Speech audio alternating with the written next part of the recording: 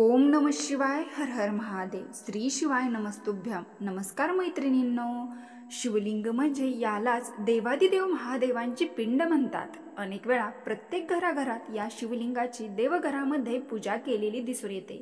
शिवलिंगाची पूजा करणे घरामध्ये शुभ असते की अशुभ असते, या शिवलिंगाबाबतचे हिंदू धर्मशास्त्रात कुठले नियम सांगितले आहेत, तेच कुठले नियम, शिवलिंग बनवल्याने काय प्राप्त होते, आज आपण तेच या आपल्या आध्यात्मिक शिवपुराण या व्हिडिओमध्ये पाहणार आहोत. पण तुम्हाला हा व्हिडिओ कुठेही स्किप न करता पूर्ण पाहायचा आहे, तरच तुम्हाला पूर्ण माहिती समजेल आणि पाहायला मिळेल.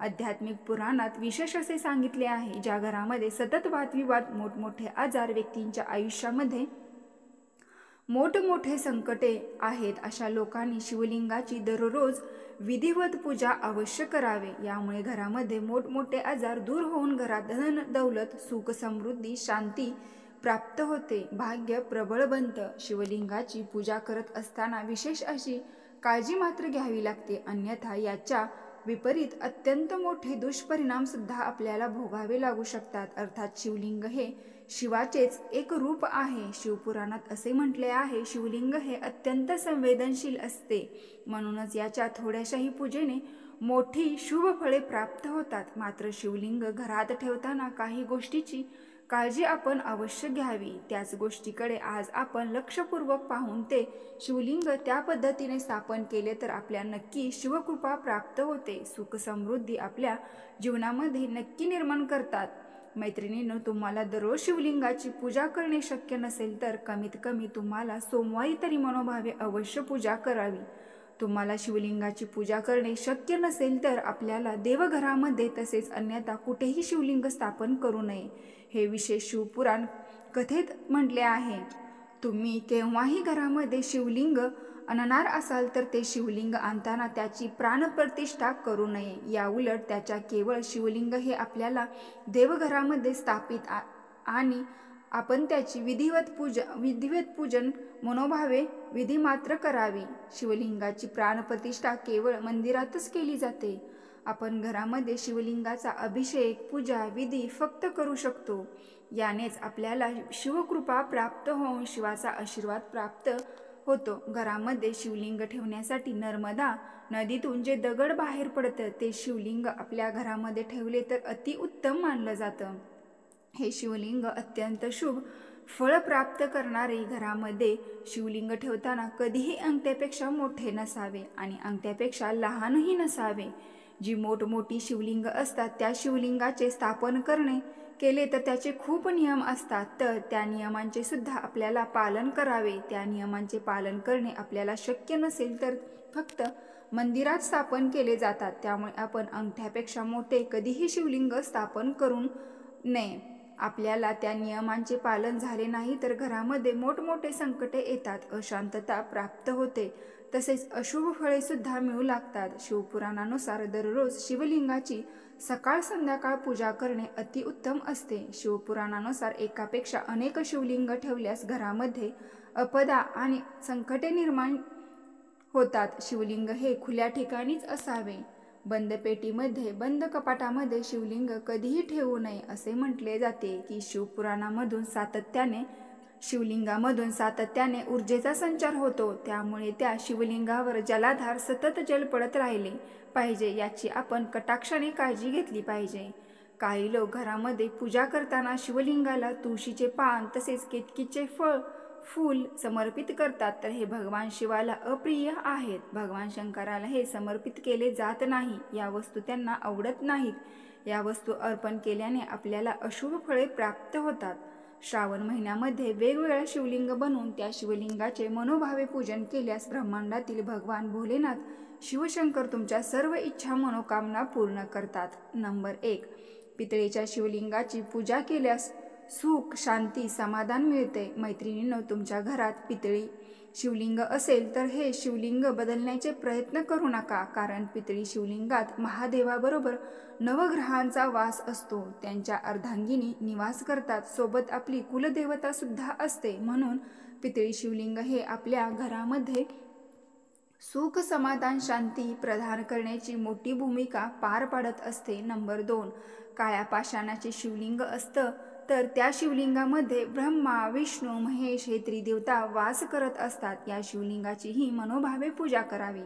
नंबर 3, गव्हाच्या कणकेच्या पिठापासून बनवलेले शिवलिंगाचे पूजन केल्यास शरीर बलवान बनते, सुख प्राप्त होते। शिवाय ज्यांच्या जीवनात अपदा, कष्ट आहे, समस्या आहे, दुःख आहे, ज्यांचे जीवन दुःखाने भरलेले आहे, त्यांनी या पिठाचे शिवलिंग अवश्य बनवावे आणि पूजा करावी। सोमवारच्या दिवशी अवश्य या पिठापासून शिवलिंग निर्मित करून मनोभावे पूजा करावी।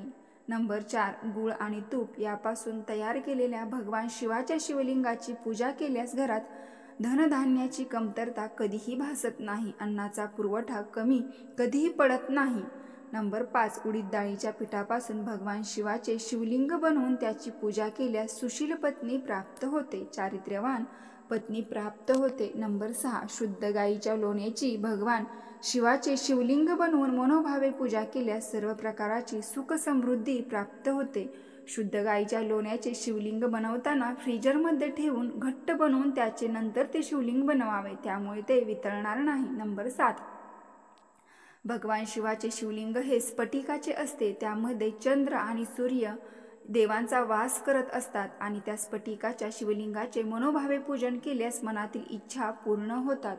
धनसंपत्ती स्फटिकाच्या शिवलिंगाचे पूजन करणे अतिउत्तम आहे। मनोकामना प्राप्तीसाठी स्फटिकाच्या शिवलिंगाचे श्रावण महिन्यात प्रतिदिन पूजा करावे।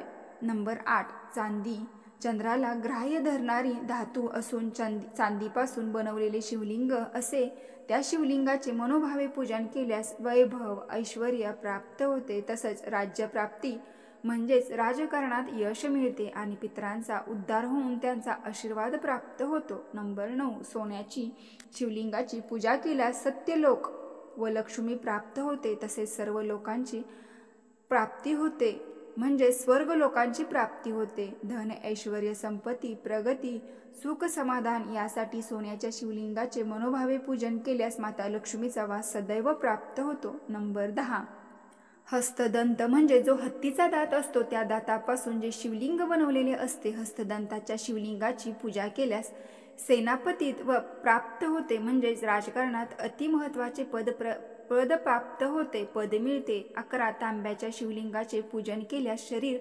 निरोगी बनते, बलवान बनते, दीर्घायुष्य प्राप्त होते, प्रत्येक रोगापासून मुक्ती मिळते। काशाच्या शिवलिंगाचे पूजन केल्यास समाजात तसेच घरामध्ये सुद्धा मानसन्मान, पद प्रतिष्ठा मिळते, तसेच तुम्ही केलेल्या कष्टात कीर्ती व नावलौकिक मिळते, बढती मिळते। नंबर 13, शिशाच्या शिवलिंगाची पूजा केल्यास व्यक्ती दीर्घायुष्य बनतो, प्रत्येक संकटापासून मुक्ती मिळते। 14, गंधाच्या शिवलिंगाची पूजा केल्यास प्रत्येक स्त्रीच्या सौभाग्यामध्ये बळ प्राप्त होते, अखंड सौभाग्य प्राप्त होते। 15, कपिला गाय तसेच कुठल्याही गायीच्या गोबरपासून तयार केलेल्या शिवलिंगाची पूजा केल्यास तमाम रोगांचा नाश होतो, म्हणजेच मोठ्यातील मोठे रोग नष्ट होतात। गोमातेत 33 कोटी देवांचा वास असतो, सर्व संकटाचे निवारण करणारे गायीच्या गोबरपासून बनवलेले हे शिवलिंग मनोभावे पूजन करावे। नंबर 16, नर्मदा नदीतून आणलेले जे शिवलिंग असते, कंकर असते, त्या शिवलिंगाचे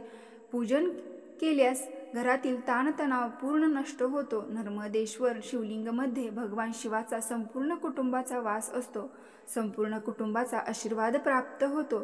17, तुम्हाला क्षमता असेल, पैसा असेल तर नीलमपासून निर्मित शिवलिंगाचं पूजन केल्यास समाजामध्ये मानसन्मान वाढतो, राजकारणामध्ये बढती मिळते। 18, बांबूपासून निर्मित शिवलिंगाचे पूजन केल्यास वंशवृद्धी होते, ज्यांना मूलबाळ होत नाही, संतान प्राप्त नाही, अशा लोकांनी सोमवारचे व्रत करून बांबूपासून शिवलिंगाची निर्मिती करून त्याची मनोभावे पूजा करावी। 19, ज्यांना खूप मोठे आजार आहेत त्यांनी मोत्यापासून बनवलेल्या शिवलिंगाचे पूजन केल्यास अतिफलदायी ठरते।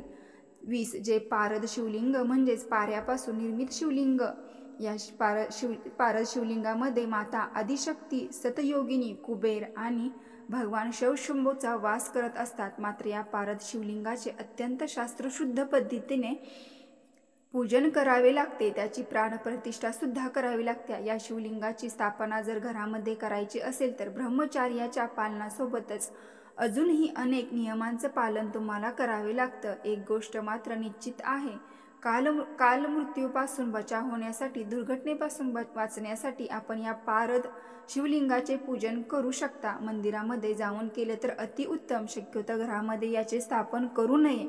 मैत्रिणींनो, तुम्हाला व्हिडिओ आवडला असेल तर कमेंट बॉक्समध्ये हर हर महादेव, ओम नमः शिवाय टाईप करून आत्ता लगेच सबस्क्राईब करा। हर हर महादेव, ओम नमः शिवाय। धन्यवाद।